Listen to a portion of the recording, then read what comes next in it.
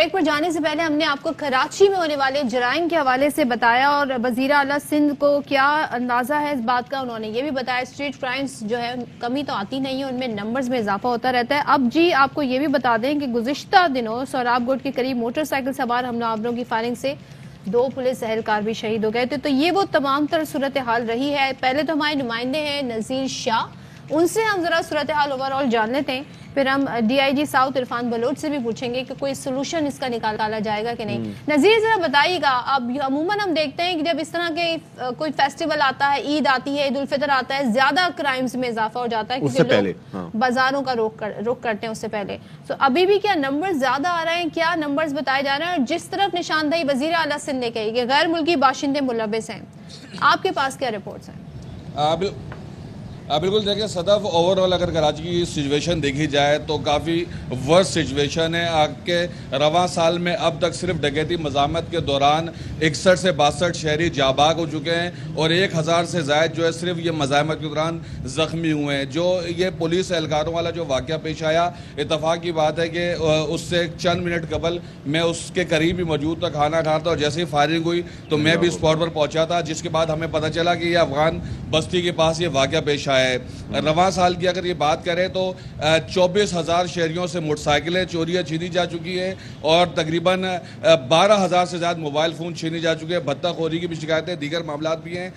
سب سے پہلے جو افغان یہ جو باشندے ہیں یا غیر مقامی جن کو ہمارے کراچی کے لوگ کہتے ہیں، ان کے بارے میں ہم نے رپورٹ کرنا جب شروع کیا تھا تو حیرت انگیز چیزیں یہ سامنے آئی تھی کہ باقاعدہ منظم طریقے سے افغانستان سے گروہ آتے ہیں، جن میں نہ صرف وہاں کے لوکل ڈاکو بلکہ وہاں کے ایجنسیز کے، وہاں کے پولیس اہلکار بھی کراچی آ کر ڈکیتیاں کر کے واپس جاتے ہیں۔ آپ کے ڈیفینس کلفٹن کے علاقوں میں ہو یا ناظم آباد کے علاقے میں جتنی ہاؤس رابریز بڑے پیمانے پر ہوئی ہیں، ان میں افغان گروہ ملوث ہیں۔ کراچی کے شہریوں سے جتنی موبائل فون چھینے جاتے ہیں، ان میں 80 سے 90% موبائل فون افغانستان اسمگل کیے جاتے ہیں، جن کو وہاں پر بآسانی استعمال کیا جا سکتا ہے، کیونکہ ہمارے ہاں جو پی ٹی ہے اس کا اختیار صرف پاکستان کی حد تک چوری شدہ موبائلوں کو لاک کرنے کا ہے، لیکن پاکستان سے باہر نکلنے کے بعد وہ کہیں پر استعمال ہو سکتے ہیں۔ آپ کے جو لوکل چھوٹے جتنے بھی کرائم ہیں، اس میں ہو یہ سکتا ہے۔ میں ذرا عرفان بلوچ صاحب بھی ہمارے ساتھ موجود ہیں، ان سے بھی تھوڑا سا تذکرہ کر کے پھر آپ کی جانب واپس آتے ہیں۔ عرفان بلوچ صاحب، یہ بڑا کنسرننگ ہے، آپ ہماری گفتگو سن رہے ہوں گے، ظاہر ہے وی آر کنسرنڈ، کیونکہ ہم بھی باہر نکلتے ہیں تو اپنی سمجھیں ایک طرح سے جان ہتھیلی پہ رکھ کے، اور پریشانی ہوتی ہے فون یوز کرتے ہوئے بھی، پیسے اے ٹی ایم سے نکلواتے ہوئے، لٹرلی اٹس ویری تھریٹننگ۔ آپ اپنی فیملی کے ساتھ اور زیادہ کنسرنڈ ہوتے ہیں۔ یہ ایک گزشتہ سال غالباً if I am not wrong September میں شاہین فورس بنائی گئی تھی، اس وقت بھی نذیر شاہ ہمارے بھائی نے ہمیں بتایا تھا کہ جی یہ بنائی جا رہی ہے اور بڑا یہ اس سے ہوگا۔ اس سے جرائم کی شرح میں کوئی کمی نہیں آئی۔ شاید یہ ہے کہ آئیڈیا اچھا تھا، لیکن اس کے لیے فنڈ جتنے یوٹیلائز ہونے چاہیے تھے، جس طرح اس کی ٹریننگ ہونی چاہیے تھی، جس طرح کی بائکس ہونی چاہیے تھی، بیک اپ ہونا چاہیے تھا، وہ نہیں ہوا۔ ابھی اس وقت مسائل بڑھتے جا رہے ہیں، آپ کو کیا کاز نظر آتا ہے اس کا؟ جی بالکل، بڑی مہربانی، آپ نے مجھے بولنے کا موقع دیا ہے یہاں پہ فورم پہ۔ لیکن یہ اسٹریٹ کرائم پہ تو کافی ڈسکشن ہوتی رہی ہے اور ہم سب اس کے اوپر پہلے بھی ڈسکس کرتے رہے ہیں اور پہلے بھی ان پروگرامس ہم ڈسکس کرتے رہے ہیں، پالیسی میٹرز پہ بھی ہم نے ڈسکس کیا ہے۔ یہ جو آپ نے بات کی نا، دس از ویری امپورٹنٹ، جو شاہین فورس کا جو انیشیٹو تھا ایڈیشنل آئی جی صاحب کی طرف سے، اور جو 2 ماڈلز اس وقت دنیا میں موجود ہیں اسٹریٹ کرائم کے اگینسٹ، اور جو بڑے ہی سکسیزفل ماڈلس ہیں، اس میں سب سے پہلا جو ماڈل ہے وہ that is the safe city. یعنی کہ safe city is a very good model کہ اس کے ذریعے سے آپ ماڈرن ٹیکنالوجی کے ذریعے سے آپ کنٹرول کرنے کی کوشش کرتے ہیں ایک بڑے شہر کی کرائم کو، ایک بڑے شہر کے جتنے بھی آرگنائز کرائم اس کو کنٹرول کرنے کے لیے اور اسٹریٹ کرائم کو کنٹرول کرنے کے لیے۔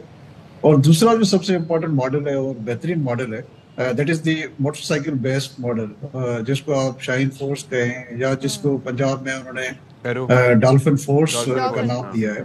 اور جی، ڈالفن فورس ایک بڑی کامیاب فورس ہے پنجاب میں، جس کو ریپلیکیٹ کرنے کی یہاں پہ کوشش کی تھی in the shape of the Shaheen force. لیکن جس طرح آپ نے بتایا کہ جس شاہین فورس کو وہ بیک اپ نہیں تھا، وہ انفراسٹرکچر اس کے پاس نہیں تھا، ایک سینٹرلائز کمانڈ نہیں تھی، جس کی وجہ سے انفارچونیٹلی انہوں نے کام تو بہت زبردست ابھی بھی کر رہے ہیں وہ، لیکن جس لیول پہ نتائج ہم چاہ رہے تھے وہ ہمیں نہیں مل سکے، یا جو नतायज हम चाह रहे थे कि फ्यूचर में मिले, जो क्राइम का ग्राफ शॉर्ट टर्म में तो नीचे गया, लेकिन लॉन्ग टर्म में अनफॉर्चुनेटली हमें कोई इतनी बड़ी कामयाबी नहीं मिली। उसका रीजन यही है कि उसकी कोई सेंट्रलाइज कमांड नहीं थी, इंफ्रास्ट्रक्चर उसका इतना अच्छा नहीं था, फोर्स जो थी वो इतनी डेवलप नहीं थी, इतनी ट्रेन नहीं थी, और वही जो थाने की फोर्स थी वही हमने उसको यूटिलाइज की। हालांकि इनिशियली कहा जा रहा था कि शार्प शूटर्स होंगे, बड़ी एक्सटेंसिव ट्रेनिंग होगी, अब सेम वही वो होगा, लेकिन वहां पर तो करोड़ों रुपए के बजट थे, यहाँ पर ऐसा नहीं। अच्छा इरफान बलोच साहब, ये बताएं, जो वज़ीर आला ने जिस तरह पॉइंट आउट किया है गैर मुल्की बाशिंदे और अफगान बाशिंदों का जिक्र किया, आपकी क्या रिपोर्ट्स इस हवाले से कहती हैं, और उनके खिलाफ किसी किस्म का कोई अभी तक कार्रवाई हुई है?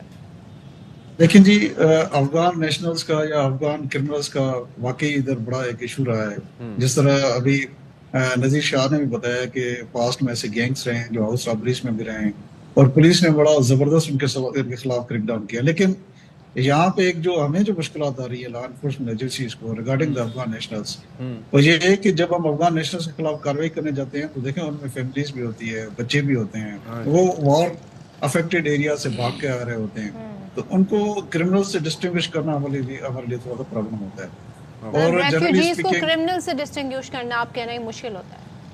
जी एग्जैक्टली, और जनरली उसके खिलाफ ऐसी कोई पॉलिसी अभी तक मौजूद नहीं है जिसकी तरफ इशारा। अच्छा चले, और एक चीज मुझे ये बताइए कि ये मंडी से निकलने वाले लोग काफी ज्यादा शिकायत करते हैं कि जी हम जानवर ले जाते हैं, ज़ाहिर है पैसे हाथ में रख के जाते हैं, मोस्टली जानवर भी जा रहा है, वो बड़ी जान उनकी खतरे में होती है और वारदातें बहुत ज्यादा हो रही हैं। उसके लिए आप तदारुक के लिए क्या सोचा जा रहा है?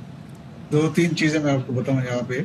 मार्केट के हवाले से मंडी जो मवेशी मंडी, उसके हवाले से अभी रिसेंटली काफी रिमर्स आए, मीडिया में भी आए, लेकिन मैं आपको बताऊं कि मोर देन 60 to 70% उसमें रिमर्स ही थे, उसमें हकीकत नहीं थी। जब भी हम हाई लेवल पे मीटिंग करते रहे इसके ऊपर, और अभी भी मवेशी मंडी को काफी पुलिस ने सिक्योर किया है, वहाँ पे पुलिस लगाई है, एक बड़ा एक्सटेंसिव प्लान वहाँ पे बनाया गया है जो उसको सिक्योर करने के लिए। तो मेरा ख्याल है कि अभी आप रिसेंटली देखेंगे कोई इस तरह की शिकायत वहाँ पे नहीं आएगी। चलें, thank you so much. Irfan Bloch साहब हमारे साथ मौजूद थे। रीशा हमारे भाई इस मामलात को, हिस्से को हाईलाइट करते रहते हैं, आपका भी बहुत शुक्रिया, थैंक यू सो मच। अल्लाह रहम फरमाए, लेकिन ये वाकयात बड़े रुनमा हो रहे हैं जी, बड़े और आप भी एहतियात करें घरों से निकलते वक्त तक इटसेल्फ भी नहीं, मंडी से लेके आना भी बड़ा कंसर्निंग है।